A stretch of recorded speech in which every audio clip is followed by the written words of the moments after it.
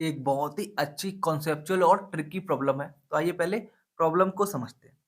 देखिए, यहाँ पर आपको गिवन है एक स्मॉल वेट m जो कि अटैच्ड है एक वेटलेस थिन लूप से जिसका रेडियस r है। यहाँ पर आप देख सकते हैं ये आपका वेट है और ये आपकी वेटलेस आपकी लूप है। नाउ इस लूप को रखा जा रहा है यहाँ पर एक इंक्लाइंड प्लेन पर जिसका एंगल है अल्फा। जहाँ पर आप देखेंगे कि जो मास m है वो डाउनवर्ड साइड है हुप और प्लेन के बीच में। नाउ सिचुएशन ऐसी है कि इस हुप को आगे पुश किया जा रहा है और डिस्टेंस ट्रेवल कराई जा रही है पाई r, ठीक है? और यहाँ पर आपको बताना है कि ऐसा करने में मिनिमम वर्क कितना लगेगा यदि जो आपका हुप है विदाउट स्लिपिंग ऊपर मूव कर रहा हो। आई होप प्रॉब्लम आपको क्लियर है। अब इसको सॉल्व कैसे करना है, आइए समझते हैं। नाउ यहाँ पर ध्यान दीजिए, जैसे-जैसे ये हुप ऊपर बढ़ेगा, ठीक है? ये जो मास है ये इस तरफ रोटेशन करेगा, तो मास भी रोटेट कर रहा है और हुप आपका आगे जा रहा है। तो सिचुएशन कुछ ऐसी होने वाली है, राइट? देखिए, ये पाई आर डिस्टेंस यहाँ से मूव कर गया और यहाँ पर ये जो आपका हुप है ये ऊपर जाएगा। यदि आप यहाँ पर ध्यान दें तो डिस्टेंस कितनी है? पाई आर, ये वाली डिस्टेंस, राइट? तो इसके करस्पॉन्डिंग ये जो डिस्टेंस होगी, ये जो पाई आर कितनी हो जाएगी यानी कि हाफ ऑफ पैरामीटर, यानी कि जो आपका मास m है वो कहाँ पहुँच जाएगा? डायगोनली अपोजिट एंड पे, राइट? तो सिचुएशन कुछ ऐसी होने वाली है, आपका मास यहाँ था m वो यहाँ पर पहुँच गया, ये डिस्टेंस होगी आपकी पाई आर। इस सिचुएशन को आप यहाँ पर ध्यान से देख सकते हैं, ठीक है? तो नेट क्या होगा सिचुएशन m की फर्स्ट ये थी, फाइनल वाली ये वाली हो गई। नाउ यहाँ पर देखो कौन-कौन से फोर्सेस काम कर रहे होंगे। एक तो आपको मिलेगा यहाँ पे नॉर्मल फोर्स, एक यहाँ पर होगा क्योंकि विदाउट स्लिपिंग की बात हो रही है तो फ्रिक्शन फोर्स भी होगा। एक यहाँ पर आपको मिलेगा ग्रेविटी और एक फोर्स होगा जो यहाँ पर आप अप्लाई कर रहे हो। ये 4 फोर्स मिलके काम कर रहे होंगे। तो एक-एक करके कंसीडर करते हैं। नाउ यदि हम यहाँ पर ध्यान दें तो देखते हैं कौन-सा फोर्स काम कर रहा है, कौन-सा नहीं कर रहा है। तो सबसे पहले बात करते हैं यहाँ पर नॉर्मल फोर्स की।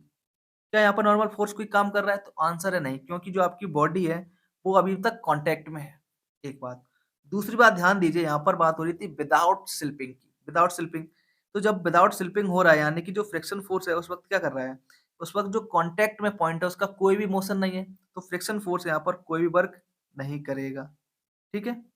नाउ अब आपके पास 2 फोर्स बचते हैं। एक फोर्स बचता है आपका जो आप अप्लाई करोगे, दूसरा फोर्स बचता है आपका यहाँ पर, ठीक है? जो ग्रेविटी है उसका। अब हम लोग यहाँ पर क्या करेंगे? हम लोग सिंपली लगाएँगे work energy theorem. Work energy theorem आपसे क्या कहती है? वो आपसे कहती है कि जो नेट वर्क डन है ना, सारे फोर्सेस द्वारा, वो जो किया जाएगा उसकी वैल्यू बराबर होगी नेट काइनेटिक एनर्जी की। ठीक है? नाउ अब हम लोग आगे बढ़ें उससे पहले जान लेते हैं कि एक्चुअली जो आपका मास m है कितनी हाइट ऊपर गया है। तो देखिए पाई आर डिस्टेंस ये ट्रेवल किया आपका हूप और आपका जो m है वो 2r डिस्टेंस ट्रेवल किया है तो यहाँ पर पहुँच गया। तो नेट कितना डिस्टेंस उसने ऊपर की तरफ अचीव किया यानी कि नेट कितनी हाइट अचीव किया है आप ऐसे निकाल सकते हो। ये आपका पाई आर है, ठीक है? ये एंगल यहाँ पर गिवन है अल्फा, ठीक? और ये अगर ये एंगल अल्फा गिवन है तो यहाँ पर भी वाला एंगल आ जाएगा अल्फा।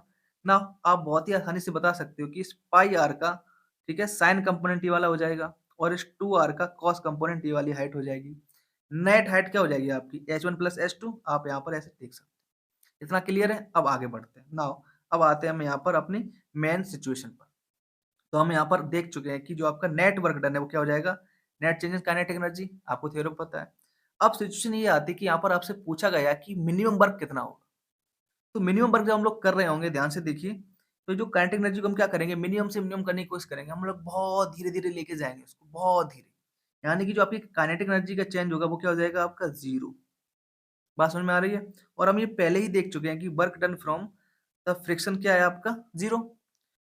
तो यहाँ पर आपका नेट वर्क डन क्या हो जाएगा जो एक्सटर्नल फोर्स कर रहे होंगे माइनस ऑफ WG, यानी कि negative of work done by gravity, right? ये यहाँ पर आपको दिख रहा है। अब यहाँ पर आपको सिर्फ और सिर्फ इस H की वैल्यू पुट करनी है और यहाँ पर आपको मिल जाएगा फाइनल आंसर। आई होप इस वीडियो से आपने बहुत कुछ सीखा होगा। तो प्लीज़ वीडियो को लाइक कीजिए, चैनल को सब्सक्राइब कीजिए और दोस्तों के साथ शेयर करना बिल्कुल ना भूलें। Thank you and have a nice day.